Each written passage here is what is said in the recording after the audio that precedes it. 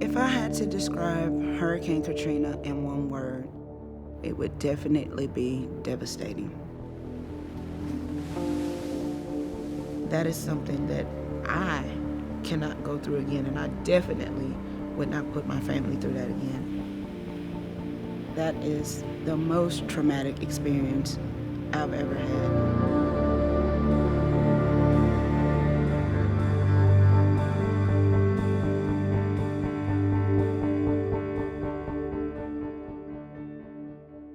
My name is Angela Trahan, and I am a Hurricane Katrina survivor.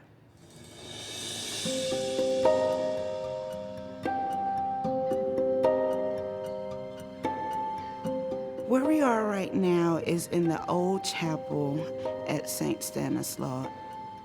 St. Stanislaus is a Catholic boarding and day school for boys in grades 7 to 12 in Bay St. Louis, Mississippi. My name is Brother Ronald Hingle, and I was principal at St. Stanislaus during Hurricane Katrina. Stanislaus was founded in 1854 by the Brothers of the Sacred Heart. We've been around for a long time, over 160 years. My connection to St. Stanislaus is my mom and my aunt worked in the kitchen and the cafeteria. My aunt worked during the day and my mom worked at night. So we've been a part of St. Stanislaus for a long time.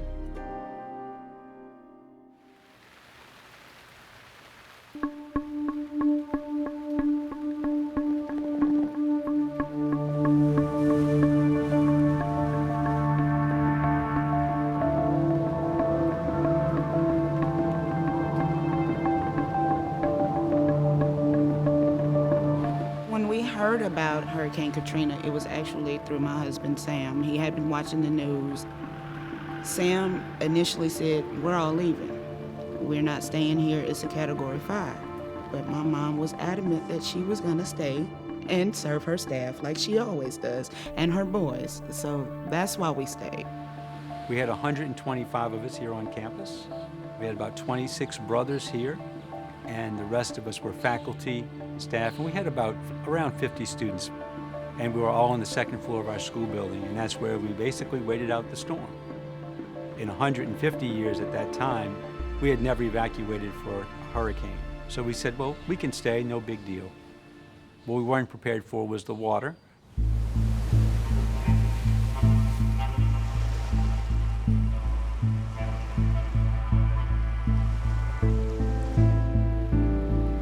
We stayed in the cafeteria because that's where my mom worked. That was her domain. And me and my husband and our boys were in the staff dining room.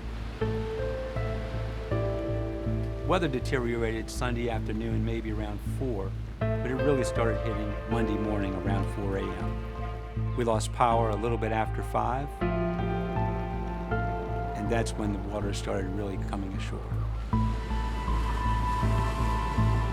When the storm started getting bad, I had no clue because I was asleep. By the time I opened my eyes, I was already completely soaked. So I'm waking up and I'm like, what is going on? And the water just started rising. And then the boys, started stirring, and they were like, oh my God, like, Mama, what's going on? The sinks and the stoves and the pots and pans and all of that stuff is just kind of flying all around us, and a lot of the equipment had moved and it was blocking the exit. And I remember my mom running back into the office and grabbing her cell phone, and I remember thinking, what in the hell is she gonna do with a cell phone right now? How is that gonna help us? God had other plans. All of a sudden the phone rings. That was quite amazing that in the midst of the storm, which I think was probably one of the moments of the height of the storm in this area, our phone is actually going off. Somebody's calling in. It was a phone call for help, but we knew we had to jump into action right away. So I said, well, let me get some help. And I thought of the 2 volunteers, J.P. Brunke and Nate Phillips. I invited them to come with me, and they both jumped up and said, yeah, let's go. We made a beeline straight for the door. It was a straight run to the door of the cafeteria. And it was there that all the debris and all the waves and the wind were buffeting the door so that they could not get the door open. And with Nate and JP's help, we were able to move all the debris out the way, and we tried to open the door. As soon as we did, the door broke. It seems like the minute she hung up that phone, 5 seconds later, they were bursting through those doors.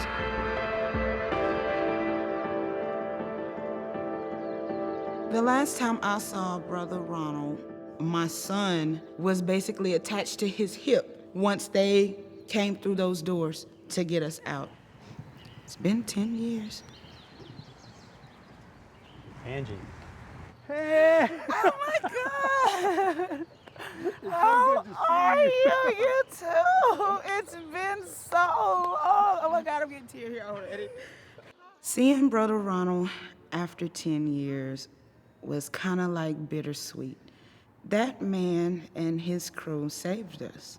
Angie, I don't know if you remember, when we came through that first door, we had to go look to the left, and we saw in that window faces plastered against the window in utter terror, with utter terror written across their faces. I had actually forgotten about that until you just mentioned it, but now that you say it, I do remember. It was like we were just waiting for the cavalry to come.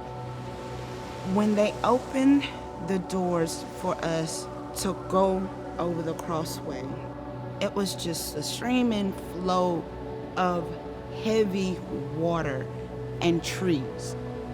I don't know if you remember this, but the water was up to here on me, so it was pretty You see, tall. I'm short, so if it was there on you, it was almost eye level on me. Yes, I absolutely remember it. Once we got up the stairs and into the brothers' residence, one of the brothers said, "This building is not stable either. We have to go across the open crossway to get to the storm shelter." So Angie, this is where we came across from the brothers' residence into the gallery here of the library chapel building. I remember, but being here now, it is really, really high up. But I remember as we were coming out of the doors and it was so open, you know, and the water and the debris and everything was just coming through. And I remember thinking, we're never gonna make it across this thing. And then this is where we met our greatest challenge. Oh, yes. Going across this bridge. The water was below us, Right. but the wind was pretty strong here. As we were coming across, at some point it seemed like maybe halfway through, I just remembered this big gush of like wind and water, and I was pushed over here, and I just remember holding on to this rail and screaming to my husband that I wasn't gonna make it, that I was gonna go over. And Sam said, Bull. and he ran out there and he grabbed the back of my pants and my shirt and slung me. And I went, and I was at the other end. So between Sam and the brothers that were there, they were able to get all of us across that walkway and into the storm shelter where everybody else was. Once the storm subsided, the water went out almost as quickly as it came in. By 3 o'clock that afternoon, we were walking around. Everything was calm and very hot. Our campus was destroyed. The first floor of our school building was destroyed. First floor of our dormitory. Our cafeteria, of course, was gone. We lost our library chapel building. The library collapsed into the basement, and the windows of the chapel were destroyed. So we had a lot of devastation on campus.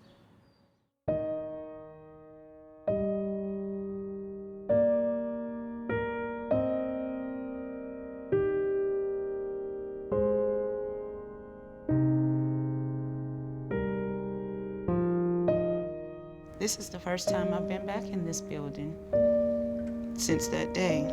This whole room has gotten a facelift. I'm looking, it looks different because I remember classrooms, you know, back here, and I remember us being, you know, given a room so we could go in and compose ourselves, but it looks totally different than it did before.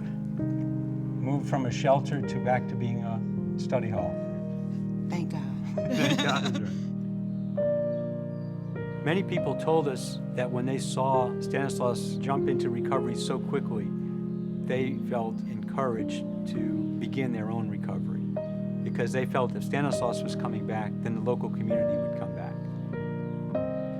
I have to say, I love everything that they have done to improve the destruction that happened 10 years ago.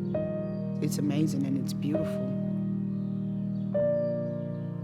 I really had an enjoyable moment here, seeing what it is now versus what it was the last time. Thank you so much.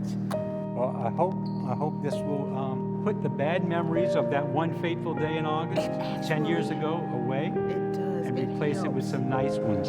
It helps so much because the last time it was such destruction and this time it's just beautiful. And that makes my heart feel really good.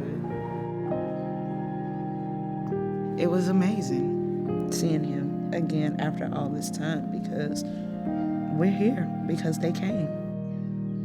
They risked their lives to come and save us, and that's something I'll never forget, and I'll always appreciate and love all of those men for that, because we wouldn't be here otherwise. 10 years after Katrina, I would say God and family helped us move on. That was really how we got through it, because for a long time after Katrina, my husband and my mom had nightmares. But those things helped us grow, helped us, move on and not necessarily forget, but not going over it every day in your mind. So I think that was the best thing. Family and God. Without them, you're nothing. My name is Angela Trahan. My name is Brother Ronald Hingle. And I was there. And I was there.